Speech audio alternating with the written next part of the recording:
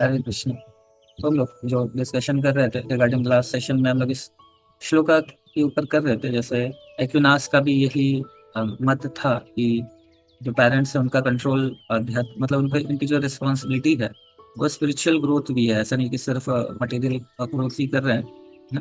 और इवन जैसे ये था कि एक्विनास का एक जो एक अंडरस्टैंडिंग थी कि हाँ, मतलब जो सबसे बड़ी एकमात्र इवन तो यहाँ पे जैसे बताया जा रहा है कि वर्ल्डली रिस्पॉन्सिबिलिटी है ना, स्पिरिचुअल ग्रोथ, ऐसा करके उसका मानना था। तो जैकुनास जी हैं, उनका ये रियलाइजेशन है कि और ये अंडरस्टैंडिंग है कि कौन जो भी मतलब पेरेंट्स हैं, माता पिता का जो दायित्व है एक ही है, क्या है कि आध्यात्मिक शिक्षा देना।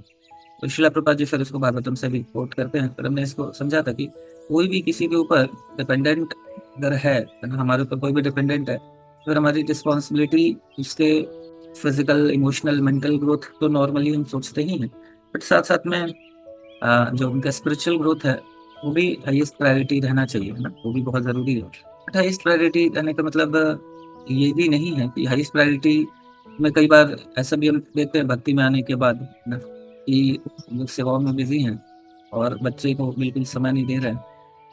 तो ये टॉर्चर है ना, बच्चे के लिए भी और हमारे लिए भी, भगवान के लिए भी। क्योंकि वो भी मतलब समय देना ही है अपने आप में।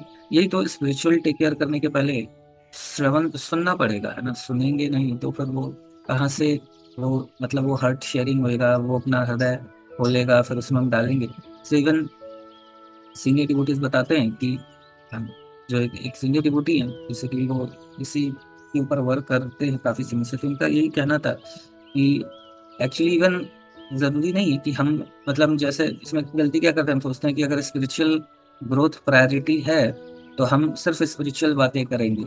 अभी क्या है कि ये ठीक नहीं है, क्योंकि बच्चा अगर जैसे स्कूल से गया है ना, आया तो उसके पास बहुत सारे चीजें होंगी बात करने के लिए।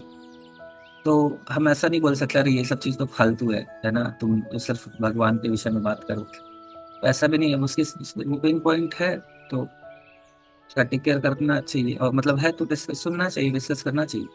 और इस वो फिर गैप नहीं आना चाहिए। जैसे इवन वही जो एक सीनियर ड्यूटी वही बता रहे थे कि अगर मान लीजिए कि बच्चे का फुटबॉल में इंटरेस्ट है तो शुरुआत में हम क्या कर सकते हैं, ऐसा भी कर सकते हैं, उसमें भी कोई बुराई नहीं है कि हम थोड़ा फुटबॉल के विषय में भी चर्चा कर ली। क्योंकि क्या है ना कि जब डिफेंसिव मोड में बच्चे आ जाएंगे तो फिर कुछ सुनेंगे नहीं। बेटर है कि थोड़ा सा हमारा कम से कम कुछ तो ऐसा होना चाहिए, और हम ज्यादा सुन रहे हैं बीच बीच में अगर कुछ बोलेंगे तो बच्चे जरूर एक्सेप्ट करेगा, और ज्यादा बोल रहे हैं सुन कम रहे हैं तो नहीं एक्सेप्ट करेगा। स्पिरिचुअल ग्रोथ होगा कैसे वो भी इम्पोर्टेंट है समझना। और समय नहीं देना सेवाओं के कारण, है ना, तो ये तो फिर गलत है बहुत ज्यादा। ये बहुत ज्यादा गलत है कि हम फिर सेवाओं के बहाने रिस्पॉन्सिबिलिटी से भाग रहे हैं। इसका थोड़ा सा ध्यान रखना चाहिए। तो ये सारी चीजें हैं क्या तो मतलब एक और पॉइंट था, बोल रहा हूँ वो भी चीज शेयर करनी थी। हाँ, ये मैं कह रहा था कि देखिए इवन जो देवी देवताएं भी हैं वो भी बिल्कुल इसी तरीके से कार्य करते हैं। वो भी इसी तरीके से कार्य करते हैं अगर देखा जाए तो। वो भी शुरुआत में क्या करते हैं कि जब हमारी मटेरियल डिजायर्स होती है, अब वो तो शुद्ध भक्त लोग हैं, ठीक है नहीं, देवी देवता है वो तो they are pure devotees. But still जब हमारी मटेरियल डिजायर होती है तो वो हमें सुनते हैं थोड़ा फुलफिल भी करते हैं, एंड ग्रेजुअली धीरे धीरे हम उनसे हमें क्या करते हैं, खुद से कनेक्ट करते हैं। और फिर ग्रेजुअली फिर हमें थोड़ा थोड़ा मटेरियल डिजायर देते देते देते देते थोड़ा प्यूरिफाई करते करते फिर भगवान की भक्ति देते हैं, ठीक है नहीं। यही उनका पर्पस है कि कैसे भक्ति देना है। इमिडिएटली वो लोग रश नहीं करते हैं, है ना, यही रीजन। इसीलिए तो भगवान ने ये सारे देवी देवताओं का जो मेन पर्पस तो यही है, हम सभी को अपलिफ्ट करना, है ना। मैं सोचता था पहले कि ऐसा फिर जरूरत क्या थी, फिर भगवान ने ये इतना कंफ्यूजन है देवी देवताओं के कारण, है ना, रहते ही नहीं तो फिर तो कोई दिक्कत ही नहीं होती, है ना। कोई कंसेप्ट ही नहीं, अगर रहते सीधे से भगवान की भक्ति कर रहे तो इतना समझाना नहीं पड़ता। भगवान बोल रहे हैं सर्वधर्मन परित्याज्य माम एकम शरणम व्रज, है ना। तो भगवान एकम बोल रहे हैं, है ना। कितने लोग इस कौन के ऊपर इसलिए भी भिड़े रहते हैं ना कि सिर्फ कृष्ण को प्रमोट कर रहे हैं, है ना, है कि नहीं। तो ये गलत बात है ऐसा करके, या राम को मतलब इस तरीके से कर रहे हैं तो ये ठीक तो नहीं है। बाकी देवी देवता भी तो भगवान ही है, ऐसा करके तो बहुत मतलब ये सबसे सबसे जो टफ सिचुएशन जो भक्तों के जीवन में आता है वो यही आता है, इसी के ऊपर जो उनसे पूछा जाता है, बात करा जाता है, और ये करके उसको एक्सप्लेन करना भी बड़ा डिफिकल्ट है ना, क्योंकि लोग हर्ट हो जाते हैं अगर आप ज़्यादा बोलो तो ये सबसे टफ है। तो वही मैं सोच रहा था कि ऐसा क्यों है। तो फिर यही समझ में आया कि यही जो श्लोक है ना, उसी के ऊपर, क्योंकि सब भगवान का तो डायरेक्ट शेल्टर नहीं ले पाएंगे। कई लोग अलग अलग लोगों का, देवी देवताओं का भी लेंगे, तो देवी देवता उनको क्या करें ग्रेजुअली, क्योंकि वो उनके ऊपर डिपेंडेंट है, तो किस तरीके से ग्रेजुअली वो क्या कर रहे हैं, हम उनको अपलिफ्ट कर रहे थे ना। तो काफी इंपॉर्टेंट है इस बात को सुनो। इसमें ना दो पॉइंट बहुत महत्वपूर्ण है। एक तो सबसे पहला पॉइंट है कि जैसे एक्विनास का भी एक सारा चीज तो ठीक ठाक उनको, मतलब जो अभी हम जो चीज पढ़ रहे थे हम लोग, उसमें कई चीजें तो उनकी इनलाइन थी। बट एक बड़ा महत्वपूर्ण पॉइंट था जो, जैसे एक्विनास जी का है, हमारी भी वैसी स्थिति है। जैसे उनका एक पॉइंट था कि सारे नियम, है ना, सारे नियम को इतना भी मानने की जरूरत नहीं है ना। ये एक बड़ा महत्वपूर्ण पॉइंट है। तो वही शिला प्रभुपाद जी भी समझा रहे हैं कि एक्चुअली हम जैसे इनका था ना कि उनको ऐसा लगता था कि सारे मतलब कुछ ऐसे भी नियम हो सकते, जरूरी नहीं कि सारा ही बात जो भी भगवान के द्वारा बनाया गया ये है, शास्त्रों में बताया जा रहा है, तो जरूरी नहीं कि सभी को कुछ कुछ नहीं भी मानने से चलेगा ऐसा करके, है ना। तो शिला प्रभुपाद जी आगे एक्सप्लेन कर रहे हैं कि एक्चुअली ऐसा नहीं है। हम अगर हम क्यों भगवान के रूल्स रेगुलेशंस को मानते हैं, बिकॉज वो भगवान परफेक्ट है, और सिर्फ परफेक्ट ही नहीं है, वो हम सभी के हितैषी भी है ना। जैसे देखिए, पहले ये शिला प्रभुपाद जी बता रहे कि राजा जो नियम बनाता था ना किसी देश के लिए, तो राजा पहले क्या हुआ करते थे, राज ऋषि होते थे। राज ऋषि का क्या मतलब है कि वो जो शास्त्रों द्वारा, है ना, जो ब्राह्मण्स, है ना, वो शास्त्र पढ़ के समझ के और उनको सिखाते थे, समझाते थे। एंड देन फिर बाकी रिमेनिंग प्रजा के लिए वो क्या करते थे कि रूल्स रेगुलेशंस बनाते थे।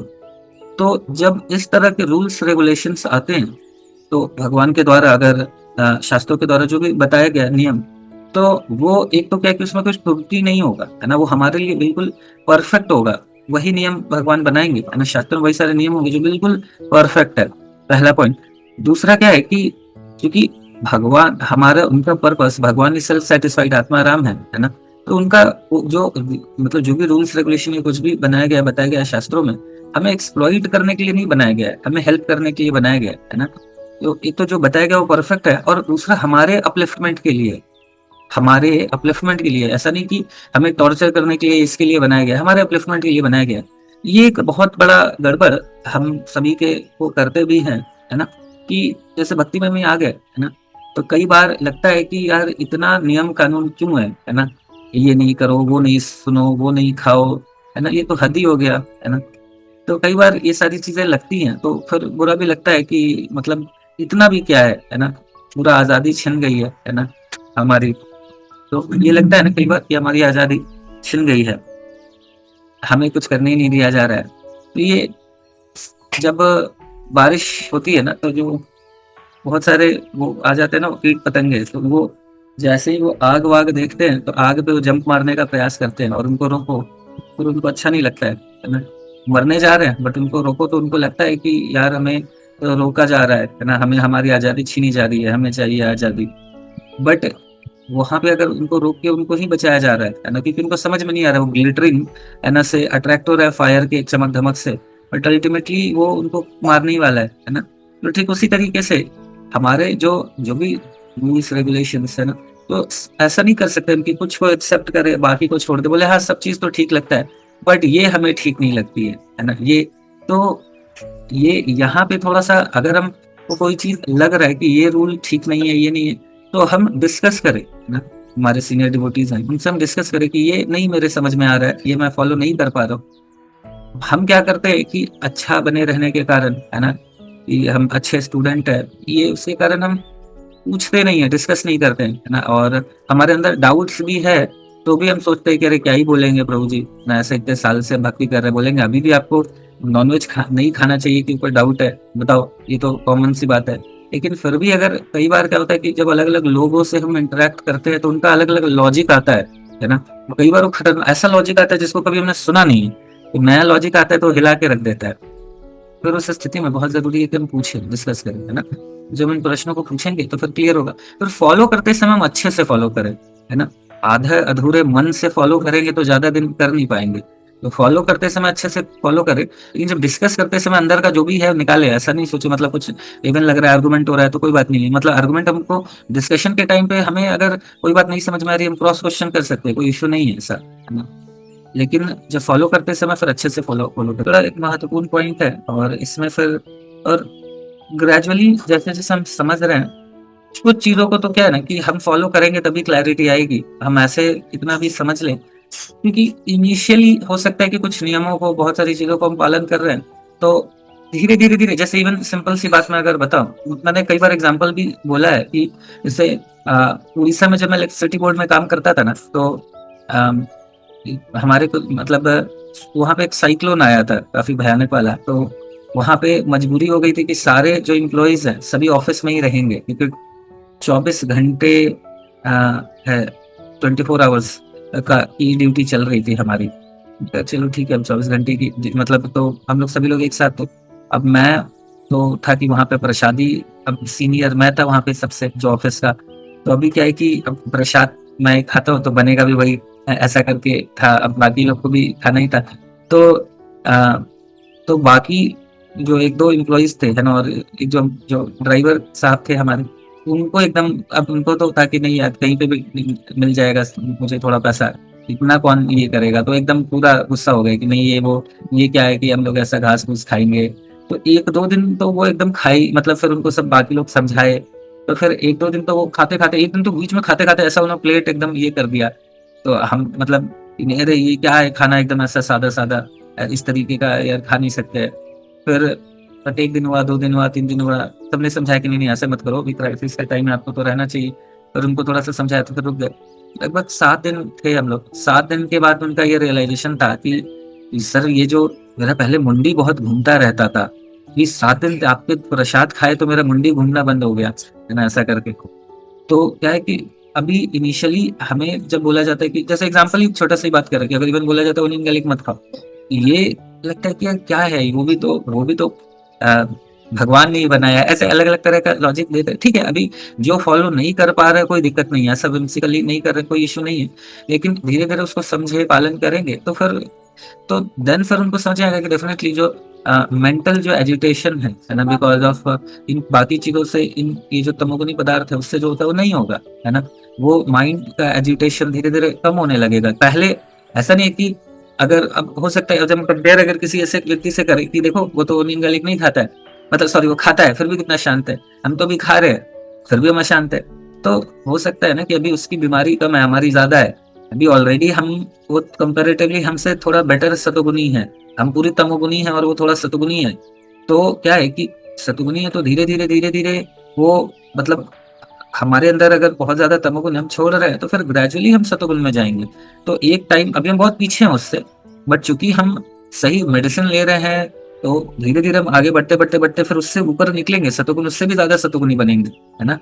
तो इसका परफेक्ट एग्जांपल तो मैं खुद भी अपने घर में देखता हूँ कि मेरे जो दो मामा थे, पहले वाले बड़े वाले जो थे वो एकदम भयानक शराब वराब सब पीते थे और एकदम मतलब घर को पूरा हेलिश प्लानेट बना के रखे थे ना, वो पूरा एकदम ऐसा, अभी आते हैं सेशन में तो अभी शायद होंगे भी, तो वो ऐसा करके रखे थे बचपन से पूरा एकदम भयानक वाला, है ना। लेकिन फिर वो भक्ति में आ गए, माला वाला करने लगे, धीरे धीरे छूटता चला गया। तो शुरुआत में उनको बहुत गुस्सा आता था, बट धीरे धीरे अपलिफ्ट होते चले गए और करके निकल गए, है ना। लेकिन वहीं पे एक और थे रिलेटिव, वो बहुत अच्छे व्यक्ति थे, सारा परिवार को संभालते थे, सब चीज करते थे, है ना। बट सारा चीज करते हुए भी इवन मामा जी को भी संभाले काफी टाइम पे, लेकिन वो क्या है कि वो भक्ति से नहीं जुड़ पाए। उसके कारण धीरे धीरे क्या हुआ कि बाकी निगेटिविटी उनको अट्रैक्ट करता चला गया, करता चला गया। एंड फिर इवन मतलब ऐसे वर्स्ट कंडीशन हो गई कि वो इतना ज्यादा नशा एंड बाकी चीज, सोचिए बाकी लोगों को निकालने का प्रयास कर रहे थे, इवन जो बड़े वाले मामा को हेल्प करने का प्रयास कर रहे थे, उनको छुड़ाने के लिए इतना कर रहे थे। बट 10 साल 15 साल के बाद वही व्यक्ति इतना नशे में धुत हो जाता है और फिर then he died also, because of मतलब शराब एंड ऑल। तो समझ रहे हैं कि मतलब खतरनाक है। अगर हम, हो सकता है कि हम बहुत निगेटिविटी बहुत तमोगुण से हैं, लेकिन हम जब भक्ति कर रहे हैं उन चीजों को छोड़ रहे हैं तो हमें थोड़ा सा समय लगेगा एक स्टेज पे आने पर, लेकिन जो ऑलरेडी थोड़ा मतलब सतुगुण पे, लेकिन अगर वो कर नहीं रहा है तो चूंकि भौतिक जगत में वो चाहे वो कितना ही अच्छा व्यक्ति हो, है ना, ग्रेजुअली धीरे धीरे उसकी हालत तो खराब होगी, नहीं होगी तो एटलीस्ट उससे ऊपर तो नहीं उठ पाएगी। लेकिन चूंकि भक्ति हम कर रहे हैं और इन चीजों को फॉलो कर रहे हैं तो ग्रेजुअली ऊपर उठेंगे, है ना। ये कई बार लग सकता है कि देखो हम तो ये नियम का पालन कर रहे हैं, तो ऐसे कर रहे हैं वैसे कर रहे हैं, बट हमसे बेटर तो वो है अभी के लिए, बट अगर आप देखेंगे आज से 10 साल के बाद तो देन आपको डिफरेंस समझ में आ जाएगा, है ना। तो ये ठीक है, फिर यहाँ पे रुकते हैं, समय समाप्त हो गया है, 10 हो गया, तो यहाँ पे रुकते हैं। बाकी कुछ प्रश्न होगा तो मे भी कल हम लोग ले सकते हैं। निशा ने बताया कि लास्ट में फिर वो शुरुआत में ही किसी का कुछ क्वेश्चन है तो अभी नोट कर लीजिए, तो कल जो नेक्स्ट सेशन होगा उसमें क्वेश्चन से ही शुरू कर सकते हैं, क्योंकि लास्ट में फिर टाइम ज्यादा लग जाता है। ठीक है, फिर यहाँ पे तो समय हो गया, तो हम लोग यहाँ पे रुकेंगे। हरे कृष्ण, हरिनाम प्रभु की जय, श्री प्रभुपाद की जय, अनंत कोटि वैष्णव की जय, बताए Hare Hare Hare. Hare Krishna, Hare Krishna, Krishna Krishna, Hare Hare, Hare Rama.